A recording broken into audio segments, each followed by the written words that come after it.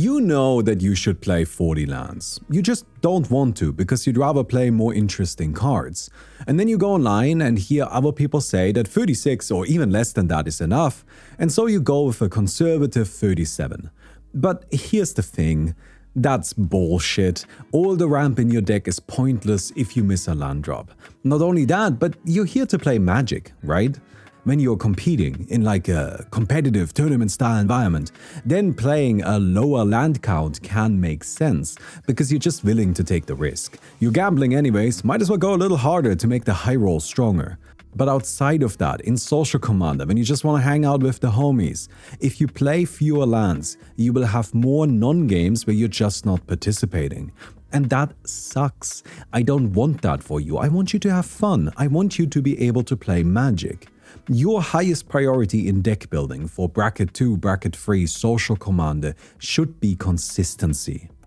And one of the unique features of Commander helps us there. We always have our commander, giving us a card to play even if we have too many lands. Drawing too many lands, getting flooded, is inherently less of a problem. But I know that isn't satisfying, and it's also not enough by itself. You're smart, I'm sure you've tried the high land count that you so often see recommended, but then you got flooded. That sucks too, then you're not playing Magic either. And that happens because a high land count by itself isn't actually that good. You also need to build your deck in a way to support a high land count. So, here are some tricks that allow you to play enough lands without it feeling like a hindrance. I am obsessed with looters, tiny unblockable stinkers that let us draw and discard when they deal combat damage. I've talked about the best one of these before, Malcolm Alluring Scoundrel, so to not retread that, let me tell you about Shoreline Looter. Shoreline Looter is a blue 2-mana 1/1 that can't be blocked and lets us loot when it deals combat damage. And if there are 7 or more cards in our graveyard, we no longer have to discard and instead simply draw a card. It's a bit of a running joke in my playgroup that I put looters into every single deck I built. Recently, when they announced the new Bilbo card from the Hobbit set, not the big fancy one, the small stinker that's a looter, I posted it full of excitement into our group chat, and as answer I got Baumi Tribal. So, anyways, look, the point is, it's really not that much of a joke, because if I'm completely honest, I do that. If Shoreline Looter was colorless, it would be in literally all of my decks. And that's because it fixes my hand. One of the worst scenarios you can run into during a game of Commander is ending up with nothing to do. The most common cases of this are of course either getting land flooded or land screwed. In our case here, rather flooded, because well, I play a lot of lands. But actually getting flooded basically never happens to me, because I play cards like Shoreline Looter. I can simply dig past the lands I don't need and fix up my hand. It doesn't just have to be lands either. I can ditch unneeded removal or sweepers or early game pieces that have lost their potency. You've probably heard someone say before that during mulligans, a good 6 is better than a bad 7. This is the same idea. While Shoreline Looter doesn't properly draw us cards, it fixes our hand. It makes it so that the cards we do have are good. It lets us play more lands because we can get rid of excess. It also strengthens smaller packages in our deck. Maybe you only play one Fog and you already know it's going to be good this game. Shoreline Looter can help you find it. It also fills up the graveyard and can play nicely into Reanimation, some of which even works with lands like Sun Titan. And that's all assuming we haven't reached Threshold yet, from which point Shoreline Looter is just actual card draw. Also, quick side note, and this is certainly a localized problem, but I live in initiative hell. Nearly every game I play, I'm in some kind of dungeon or fighting over the monarchy, and so having an unblockable creature is really valuable. I actually think that's just generally true. There are many powerful combat damage triggers like Coastal Piracy, Grim Hireling, or Professional Facebreaker. Guaranteeing those triggers can go a very long way. Now I know that I talked a lot about Shoreline Looter and I really like this card, but of course it's limited to blue. Well, you don't have to be in blue to play looters. There are a bunch of artifacts like Smuggler's Copter and Mask of Memory that let you do it, and every color has access to the Ring Tempts You, which has looting built in. Red has rummaging instead. Cards like Cool But Rude or Demand Answers, where we first discard and then draw. I've seen Demand Answers described as a card that doesn't actually do anything because we end up with the same number of cards in hand, but that's dismissing the quality of our cards, which is very important. If there's any takeaway you have from this video, let it be this one. It's worth playing cards whose whole purpose is to improve the quality of our hand. In red, we also have access to another card that is an automatic inclusion for me: Embrace the Unknown. Embrace the Unknown is a red 3-mana sorcery that exiles the top 2 cards of our library. Until the end of our next turn, we may play those cards. It's a mediocre impulse draw. But it also has Retrace, meaning we can cast it out of our graveyard by discarding a land in addition to paying its other costs. Embrace the Unknown is the first card I add into any red deck.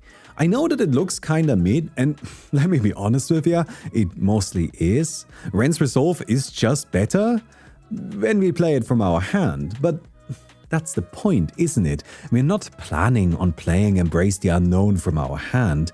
Ideally, we discard it to something like an Unexpected Windfall or, well, good old Malcolm, and then it just hangs out in the graveyard until we need it. If we then end up with too many lands, we can turn them into card draw with Embrace the Unknown. A simple inclusion like this makes flooding basically a non-issue.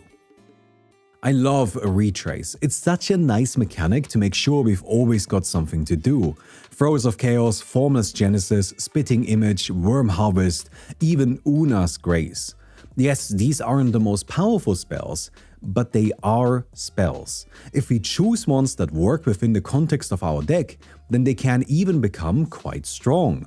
Formless Genesis can pretty easily create a token with power 4, which plays into green's Power Matters card draw, which can immediately dig us out of a hole. Also, and I know I need to shut up about 6, but 6 gives your stuff Retrace. Very good card. Lets you get rid of lands, also gives you lands. Just a great card. Play 6. Anyways, another great way to ensure consistency are MDFCs, Modal Dual-Faced cards, specifically the ones that have a spell on the front side and a land on the back side. We might have a lot of lands, but some of those lands are optionally other cards, sometimes even just straight up good cards. Sink into Stupor, Disciple of Rayleigh, Turntimber Symbiosis, Witch Enchanter, Pinnacle Monk, and a whole bunch more.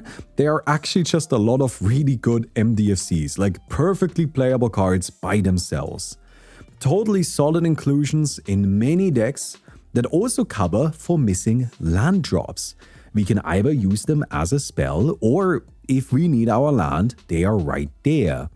But an important note with MDFCs is that you have to be ready and willing to play them as a land. That is their primary purpose. The backup utility of playing the spell is exactly that, a backup. I also include the 1-mana cycling lands in all of my decks. Secluded Steppe, Lonely Sandbar, Barren Moor, Forgotten Cave, and Tranquil Thicket. Yeah, the enter-tapped 1-mana cycling stinkers. I know these don't look good. They are not good lands. That's why we cycle them away most of the time and draw a better card. If you have enough lands or if you're flooding, just toss them. It's not that difficult to find an excess mana here or there. But if you're not, then a terrible land is still 1,000,000 times better than missing a land drop. Also, once these are in the graveyard, you can reanimate them with Sun Titan. Look, I just like reanimating lands with Sun Titan, or Redemption Choir, or Squall, or Guardian Scalelord. There's a bunch of cards that do this. So play more lands, loot them away, and then bring them back. Having said all of that, you know what's the real juice? It's card draw. You might have noticed that I like drawing cards. The first thing I always try to hammer into the heads of new players when they come to me for deck building advice, which actually happens quite often, is that so long as your deck can draw cards, you can do anything you want. But if your deck can't draw cards, nothing will work. I very frequently see templates for Commander deck building that tell you to play like 10 sources of card draw, and that's complete nonsense. Your deck should be absolutely brimming with card draw. The best way to avoid getting flooded is to just draw so many cards that you're discarding excess lands to hand size. And don't be picky about what counts as card draw. 6 is card draw. Oh no, I'm talking about 6 again. Anything that lets you improve the quality of your hand or somehow generates additional cards to play is totally fine.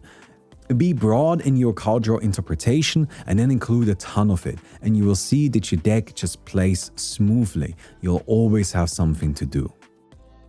Anytime I give you advice on how to build your decks, it's always centered around a singular idea. I want to maximize your opportunities to participate. If you follow my advice, you won't end up with the most powerful decks with the highest win rates, because that isn't my priority. Well, unless we're talking about budget commander, but we're talking about like bracket 2, bracket 3 right now. I don't think it's all that important who wins a game of commander. Rather, I care about the entire match being enjoyable. Nothing is more miserable than being excited for a game of commander, especially if you don't get to play that much, and then your deck just doesn't let you. You should be an active part of every game that you play. That's what matters to me. I'm not trying to maximize your high roll potential, but to minimize how often you low roll. And for that, you should play 40 lands and then build your deck in a way to make sure that those 40 lands don't flood you. Quality of cards in hand is something that I don't see talked about all that often, and I think that's kind of a shame, because in my opinion, from my experience, that is a massive factor. I'm actually like building a budget deck right now, and for this deck, I play a ton of these little looting effects, and to just make sure I always have exactly what I need. Yesterday, we did like 3 rounds of testing, and people kind of got a little annoyed that I always had the counterspell. I always had the interaction. Like, how is it that I always have the cards? But it's because I am constantly maximizing my opportunities. I am constantly making sure that my hand is good. And I think keeping that in mind during deck building goes a very, very long way. There's also cards that I didn't mention. There's so many to talk about. Red has a lot of really good ones. Blue has a lot of really good ones. Something that I've really liked recently is it called Electric Revelation? Hold up, one moment. It's called Electric Revelation and Laughing Mad. Both of those I've been in love with, because I can toss them and then play them later. I can play them right now to fix my hand, and it just feels nice. I know there's a lot of discussion around like what is the best color in Commander, and people often kind of diminish red and diminish blue, and I think that's so silly, because I love those 2 colors right now just because I always have good cards in hand. Who cares that the green player is high rolling if I have my Aether Race ready every game? You get what I mean? Anyways, I hope you guys enjoyed the video. If you did, don't forget to give it a thumbs up. Don't forget to support me on Patreon. There's a link down in the description. I would definitely appreciate your support. It goes a long way. And I'll see you guys soon. Goodbye.